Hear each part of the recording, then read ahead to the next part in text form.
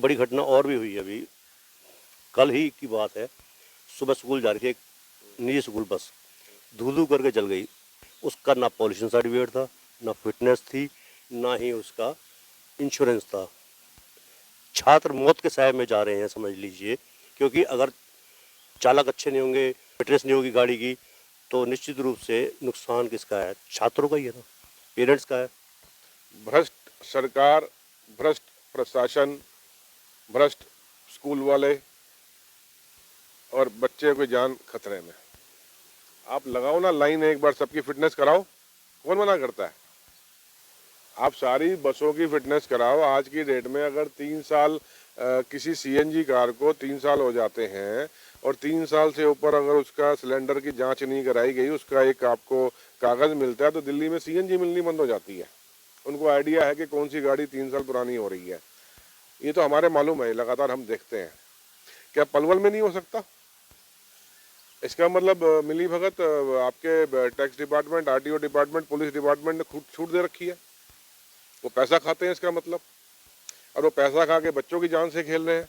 तो क्या वो जो पैसा खाते हैं, क्या ऊपर तक मंत्रियों तक जा रहा है वो? मैं आपको ये भी एक गंभीर प्रश्न मेरा और भी है आपके साथ, आपके माध्यम से, सीएम से और यहाँ की भाजपा की सरकार से, पलवल की पुलिस से, पलवल के एसपी साहब से।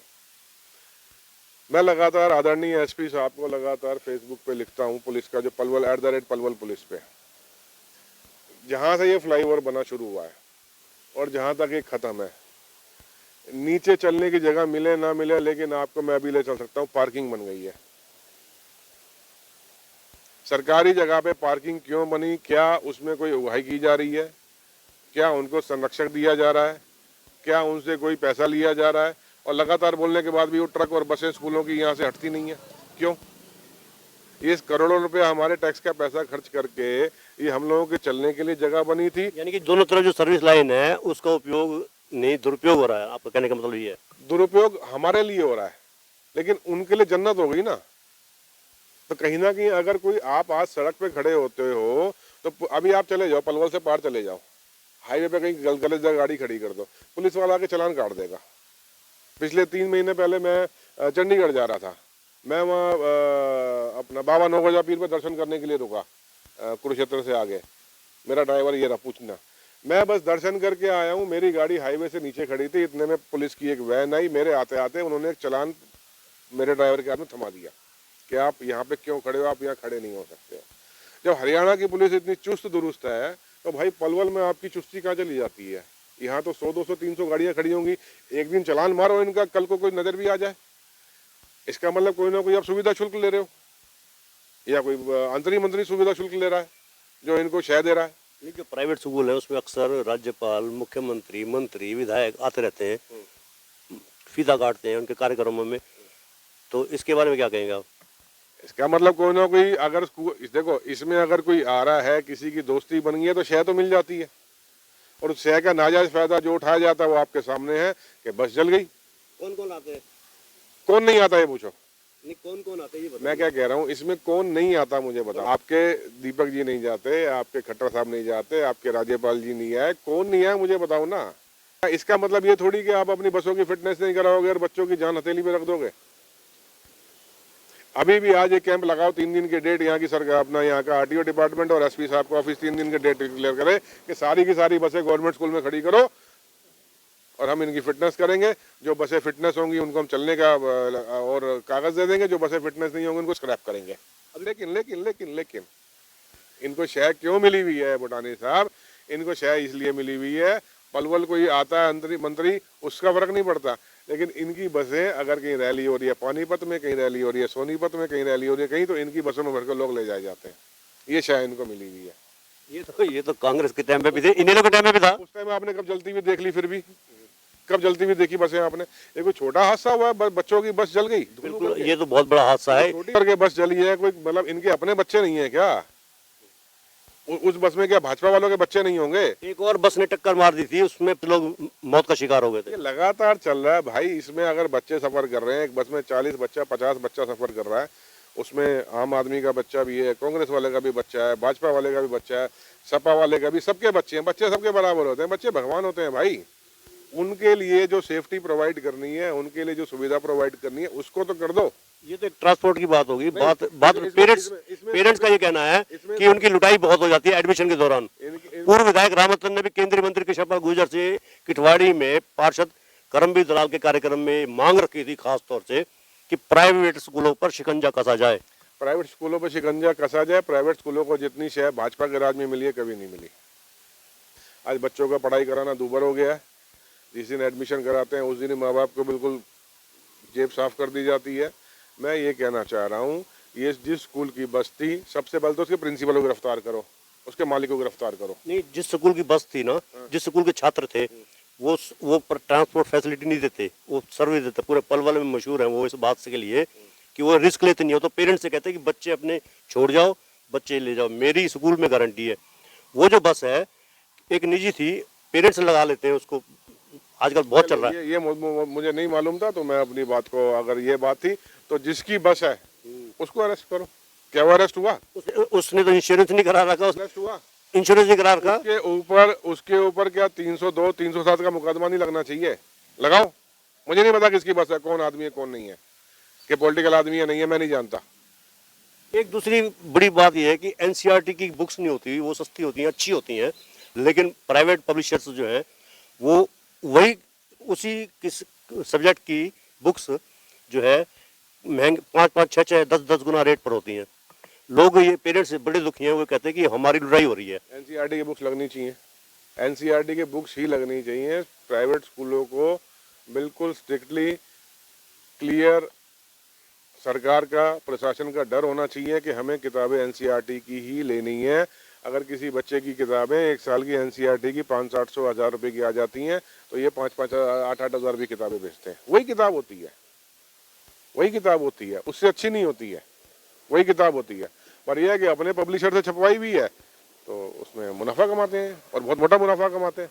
एक आज 12 अप्रैल है और गेहूं की खरीद अभी तक नहीं हुई है। खासतौर से पलवल की मंडी की बात करें, सरकारी खरीद अभी तक गेहूं की नहीं हुई है। क्या कहेंगे, वजह क्या आप मानकर चलते कर? हालांकि तर्क ये देते हैं, मॉइस्चर और लस्टर लॉस की तर्क देते हैं। देखिए, इनके पास तर्क के अलावा है क्या? किसान इन्होंने मार दिया, मजदूर इन्होंने मार दिया, नौकरी पेशा इन्होंने मार दिया। भाई क्यों नहीं खरीद रहे हो? जो भी तर्क देना है उस पर किसानों से बैठ के बात करो, उसको सुलझाओ। पीछे लगातार मैं 1-1.5 महीने से देख रहा हूँ, जो हमारे अनाज मंडी के भी अध्यक्ष हैं, वो भी दिक्कतें उनको भी आ रही हैं। लगातार आपके सामने उनकी बातें मैं सुन रहा हूँ। उन्होंने तो यहाँ तक कह दिया था कि हम इन लोगों को अपने यहाँ घुसने नहीं देंगे। जब इस लेवल की बात आ रही है, अब आप अनाज मंडी के आड़तियों को दलाल बोलोगे? आपने कृषि कानून जो ला रहे थे, आप यही बोल के ला रहे थे ना कि अनाज मंडी के आड़ती दलाली करते हैं, हम सीधी खरीद करेंगे, यही तो बोल रहे थे। उसका मतलब ये नहीं था कि अनाज मंडी के आड़ती, उसका मतलब ये था कि अनाज मंडी के आड़तियों को ख़त्म करो, सीधी खरीद इनका आका अडानी करेगा, सीधी खरीद इनका आका अडानी करेगा गेहूं की। इनकी सोच में ये था। वो तो कृषि का एक आंदोलन छिड़ गया, वो आंदोलन दोबारा शुरुआत होने वाली है, क्योंकि भाजपा झूठे, इन्होंने कृषि कानून का जो उस टाइम जो आंदोलन हुआ था, झूठ बोल के उसको कुछ समय के लिए बंद कराया, लेकिन उस पर एक भी मांग को पे इन्होंने बातचीत शुरू अभी नहीं करी है। तो किसानों का तो दुर्गति कर दिया इन्होंने। और मैं आपके माध्यम से पलवल के किसानों से भी आग्रह कर रहा हूँ, इनकी बातों से निकलो, इनके भूल भुलैया से निकलो भाजपाइयों के। आपको कांग्रेस की सरकार में क्या मिला और भाजपा की सरकार में क्या मिला, ठंडे दिमाग से आकलन करो। आज ये बोलते हैं हमने किसान के खाते में 6,000 रुपये डाल दिया साल का, यही बोलते हैं, कुछ और बोलते हैं। पहली किस्त डाल दी, दूसरी किस्त डाल दी, तीसरी किस्त डाल दी।